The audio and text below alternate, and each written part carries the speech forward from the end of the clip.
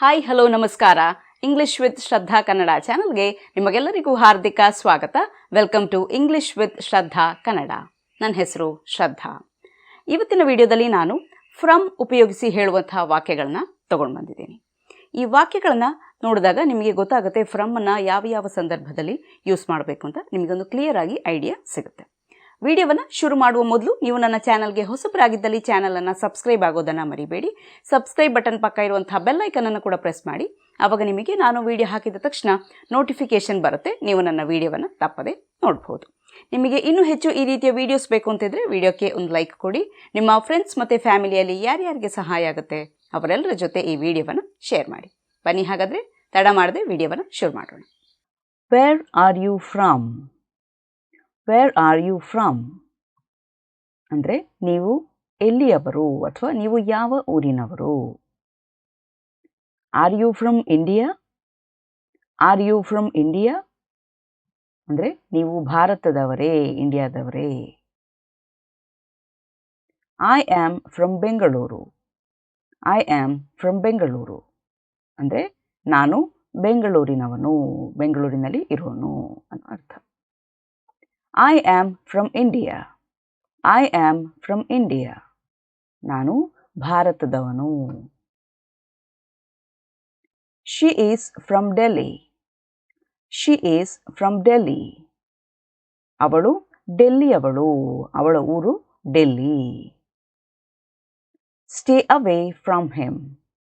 Stay away from him ಅವನಿಂದ ದೂರವಿರು.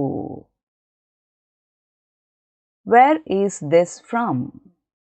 Where is this from ಇದು ಎಲ್ಲಿಂದ? ನೀವು ಏನೋ ಒಂದು ವಸ್ತುವನ್ನು ನೋಡ್ಬಿಟ್ಟು ಹೇಳ್ತೀರಾ, where is this from? Where did you get this from? Where did you get this from ಇದು ನಿನಗೆ ಎಲ್ಲಿಂದ ಸಿಕ್ತು ಅನ್ನೋ ಅರ್ಥದಲ್ಲಿ ಕೂಡ ಕೇಳಬಹುದು. ಇಲ್ಲ ಇದು ಎಲ್ಲಿ ತಗೊಂಡೆ ಅರ್ಥದಲ್ಲಿ ಕೂಡ ಕೇಳಬಹುದು.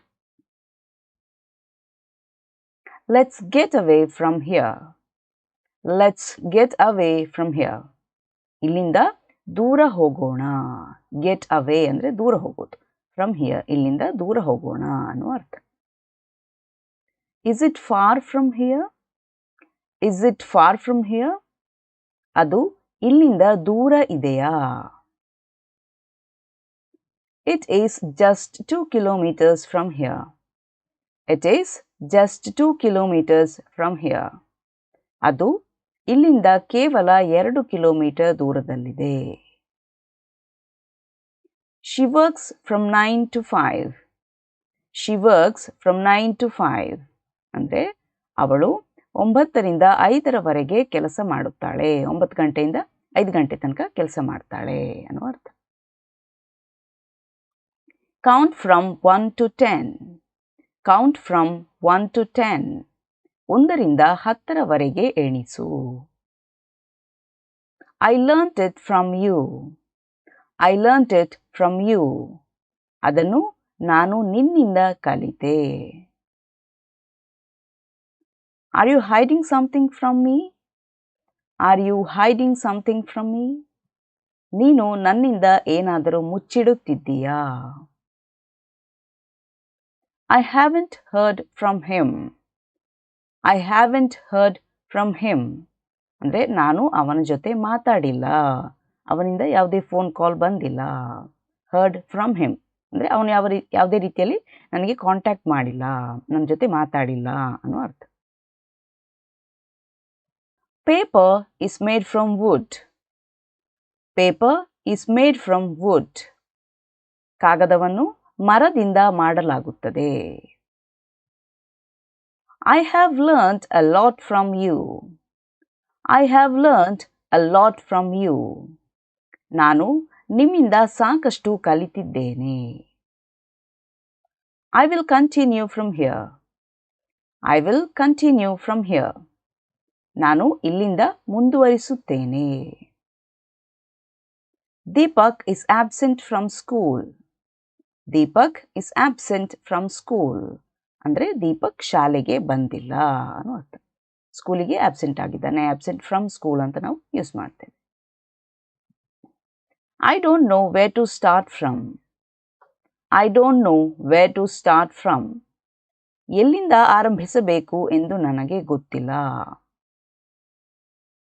The price range is from 500 to 5,000. The price range is from rupees 500 to 5,000. ಅಂದರೆ ಬೆಲೆ 500ರಿಂದ 5,000 ರೂಪಾಯಿಗಳವರೆಗೆ ಇದೆ. ಪ್ರೈಸ್ ರೇಂಜ್ ಒಂದು ರೇಂಜನ್ನು ಹೇಳುವಂಥದ್ದು. ಈಗ ಒಂದು ವಸ್ತು ಇದ್ದರೆ ಅದರ ಕ್ವಾಲಿಟಿಗೆ ಹೊಂದಿಕೊಂಡು ಅದರ ಬೆಲೆ ಜಾಸ್ತಿ ಆಗುತ್ತೆ. ಒಳ್ಳೆ ಕ್ವಾಲಿಟಿಯ ವಸ್ತು ಆದರೆ ಜಾಸ್ತಿ ಬೆಲೆ ಇರುತ್ತೆ, ಸ್ವಲ್ಪ ಕ್ವಾಲಿಟಿ ಕಡಿಮೆ ಇದ್ದರೆ ಬೆಲೆ ಕಡಿಮೆ ಇರುತ್ತೆ. ಹಾಗಾಗಿ 500ರಿಂದ 5,000 ರೂಪಾಯಿಗಳವರೆಗೆ ಬೆಲೆ ಇರುತ್ತೆ. ಒಂದು ರೇಂಜ್ ಅಂತ ಹೇಳ್ತೇವೆ ನಾವು ಅದಕ್ಕೆ, price range. She runs a business from her house. She runs a business from her house. ಅವಳು ತನ್ನ ಮನೆಯಿಂದ ಉದ್ಯಮ ನಡೆಸುತ್ತಾಳೆ. I got a call from the lawyer. I got a call from the lawyer. ನನಗೆ ವಕೀಲರಿಂದ ಕರೆ ಬಂತು. She will arrive in a week from today. She will arrive in a week from today. ಇಂದಿನಿಂದ ಒಂದು ವಾರದಲ್ಲಿ ಅವಳು ಬರುತ್ತಾಳೆ. ಇವತ್ತಿನ ದಿನ ತಗೊಂಡ್ರೆ ಇವತ್ತಿನಿಂದ ಎಕ್ಸಾಕ್ಟ್ ಆಗಿ ಒಂದು ವಾರದ ಒಳಗಡೆ ಅವಳು ಬರ್ತಾಳೆ ಅನ್ನೋ ಅರ್ಥ. Why are you calling from this number? Why are you calling from this number? ನೀನು ಯಾಕೆ ಈ ನಂಬರಿಂದ phone ಮಾಡ್ತಿದೀಯಾ? I got this from my mom. I got this from my mom. ಇದನ್ನು ನನ್ನ ಅಮ್ಮನಿಂದ ತೆಗೆದುಕೊಂಡೆ ಅಥವಾ ನನ್ನ ಅಮ್ಮ ನನಗಿದನ್ನು ಕೊಟ್ಟರು ಅನ್ನುವ ಅರ್ಥ. We'll have to walk from here. We will have to walk from here. ಇಲ್ಲಿಂದ ನಾವು ನಡೆಯಬೇಕು. From today onwards, I'm going to eat healthy food. From today onwards, I'm going to eat healthy food. ಇಂದಿನಿಂದ ನಾನು ಆರೋಗ್ಯಕರ ಆಹಾರವನ್ನು ಸೇವಿಸುತ್ತೇನೆ. He's different from the other boys in the class. He's different from the other boys in the class. ಅಂದರೆ ಅವನು ತರಗತಿಯ ಇತರ ಹುಡುಗರಿಗಿಂತ ವಿಭಿನ್ನವಾಗಿದ್ದಾನೆ ಅಥವಾ ಭಿನ್ನವಾಗಿದ್ದಾನೆ ಅನ್ನುವ ಅರ್ಥ. ಇದಿಷ್ಟು ನಾವು ಇವತ್ತು ಫ್ರಮ್ ಉಪಯೋಗಿಸಿಕೊಂಡು ಕಲಿತಾ ಇರುವಂತಹ ವಾಕ್ಯಗಳು. ಈಗ ನಿಮಗೆ ಅಭ್ಯಾಸ ಮಾಡೋದಕ್ಕೆ ಇಲ್ಲಿ ನಾನು 3 ವಾಕ್ಯಗಳನ್ನು ಕೊಟ್ಟಿದ್ದೇನೆ, ಕನ್ನಡ ವಾಕ್ಯಗಳನ್ನು. ಇದನ್ನು ಉಪಯೋಗಿಸಿ ನೀವು ಫ್ರಮ್ ಅನ್ನೋ ಪದವನ್ನು ಹಾಕ್ಕೊಂಡು ಇಂಗ್ಲೀಷ್ನಲ್ಲಿ ವಾಕ್ಯವನ್ನು ಮಾಡಬೇಕು. ಇದೇ ವಾಕ್ಯ ಮಾಡಬೇಕು ಅಂತಿಲ್ಲ, ನೀವು ನಿಮ್ಮದೇ ಆದ ಬೇರೆ ವಾಕ್ಯಗಳನ್ನು ಕೂಡ ಮಾಡಬಹುದು ಫ್ರಮ್ ಉಪಯೋಗಿಸ್ಕೊಂಡು. ನೀವು ಏನು ವಾಕ್ಯ ಮಾಡ್ತೀರಾ ಅದನ್ನು ಕಮೆಂಟ್ ಸೆಕ್ಷನಲ್ಲಿ ನನಗೆ ಬರೆದು ತಿಳಿಸಿ. ಇಲ್ಲಿ ನಾನು 3 ಉದಾಹರಣೆಯನ್ನು ಅಥವಾ ನಿಮಗೊಂದು ಐಡಿಯಾವನ್ನು ಬರೋದಕ್ಕೆ 3 ವಾಕ್ಯಗಳನ್ನು ಕೊಟ್ಟಿದ್ದೇನೆ. ಈ ಉಡುಪು ಹತ್ತಿಯಿಂದ ಮಾಡಲಾಗಿದೆ. ಹತ್ತಿ ಅಂದರೆ ಕಾಟನ್ ಅಂತ ಹೇಳ್ತೀವಲ್ಲ, ಅದರಿಂದ ಮಾಡಲಾಗಿದೆ. ಇಂದಿನಿಂದ ನಾನು ಚೆನ್ನಾಗಿ ಓದುತ್ತೇನೆ. 1ರಿಂದ 100ರವರೆಗಿನ ಸಂಖ್ಯೆಗಳನ್ನು ಬರೆಯಿರಿ. ಈ ವಾಕ್ಯಗಳನ್ನು ಫ್ರಮ್ ಉಪಯೋಗಿಸ್ಕೊಂಡು ಯಾವ ರೀತಿಯಲ್ಲಿ ಹೇಳ್ಬೋದು ಅನ್ನೋದನ್ನು ಕಮೆಂಟ್ ಸೆಕ್ಷನ್ನಲ್ಲಿ ನನಗೆ ಬರೆದು ತಿಳಿಸಿ. ಇನ್ನೊಂದು ವಿಡಿಯೋದೊಂದಿಗೆ ನಿಮ್ಮನ್ನು ನಾನು ಭೇಟಿಯಾಗ್ತೇನೆ. ಅಲ್ಲಿಯವರೆಗೆ ಖುಷಿಯಾಗಿರಿ, ಸ್ಮೈಲ್ ಮಾಡ್ತಾ ಇರಿ. Be happy, keep smiling. Bye.